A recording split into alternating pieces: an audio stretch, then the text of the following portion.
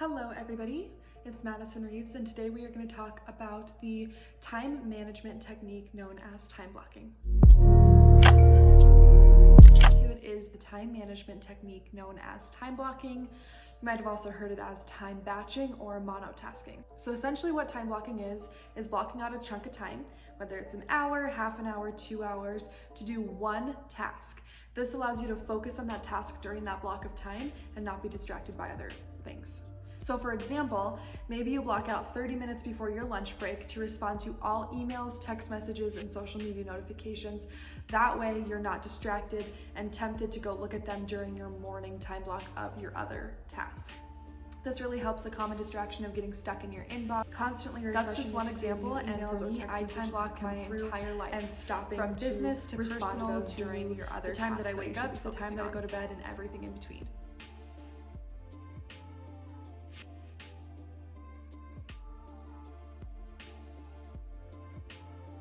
The reason that time blocking is so effective is because it helps us stray away from multitasking, and as much as we might like to do it, or it makes us feel like we're getting more done in a shorter amount of time, multitasking is just not effective at all. In fact, they say only 1% of people can actually effectively multitask.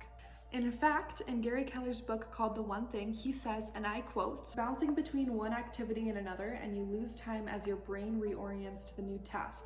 Those milliseconds add up.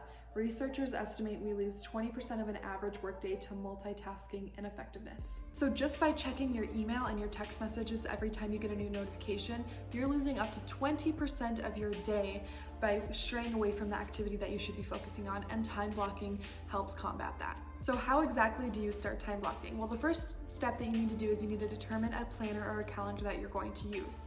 Now there's a couple different options. You could use an electronic calendar like Google, or you could use a written planner. And honestly, I could go on and on about the pros and the cons for each one, but honestly, the best calendar or planner that you're going to use is the one that you'll actually use on a consistent and daily basis. For myself, I love the idea of doing a written planner, but I'm just not consistent with it. I am, however, consistent with a Google Calendar, so that's what works for me. Now, if you are consistent with a written planner and not an electronic calendar, then use what works for you. Once you've determined the calendar that works for you and the one that you're going to use on a consistent daily basis, it's time to actually start your time blocking. So the first thing that you're going to do is I want you to pull out a sheet of paper and I want you to write down all of the tasks, appointments, or meetings that you do reoccurring on a daily or weekly or monthly basis. So this might be an appointment that you go to, team meeting, you've got a work meeting every day at 8 a.m., you have family dinner every night at 6 p.m., whatever you're doing reoccurring every single day, every single week, every single month, put that down.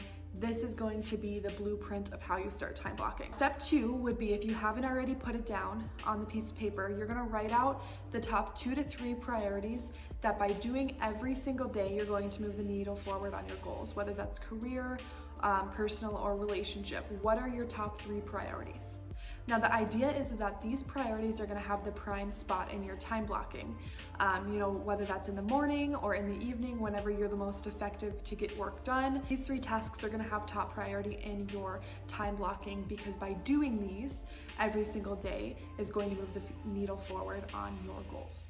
You have your list of things that you do on a recurring basis and your top 3 priorities. It's time to start mapping it out. A common mistake that new time blockers often make is that they're only time blocking work events or things that your business requires or appointments that you've scheduled, when in reality you should be scheduling and time blocking everything from the time that you wake up, from the time that you go to bed.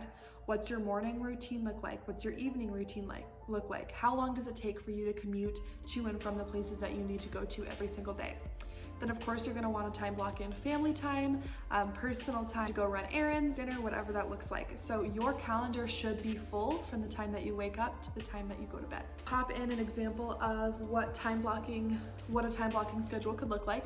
This is mine. It looks very full, and that's exactly how yours should look like as well.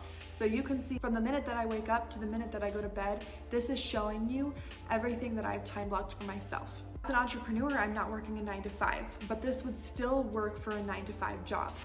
For me, because I work all hours, weekends, and nights, you can see that I have put in a block of time for appointment openings.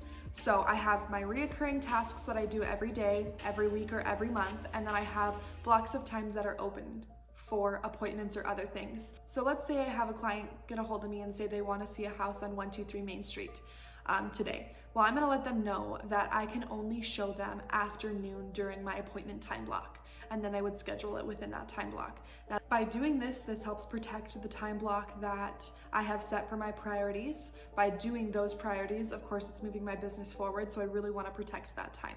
If you're new to this and looking at a calendar like this, it can feel a little restrictive, honestly, and I totally understand that. Like you're having to schedule in every single minute of your life, and I get that 100%. So do not forget to time block personal and free time so you have some flexibility in your schedule as well. And I urge you, if you're pushing against this a little bit and you feel like this is too restrictive for what you're looking for, try it for 30 days and let me know of the result. I promise you this is going to be a game changer. Alright guys, well that is what I have for you for Time Blocking 101. I would love to go in more in depth with this about color coding, as you could see on my calendar and earlier in this video, as well as what we call time batching. I would love to make a second part of this video. If this is something you'd be interested in seeing, please give this video a thumbs up and subscribe so I know that you're wanting to see more. Talk to you next time.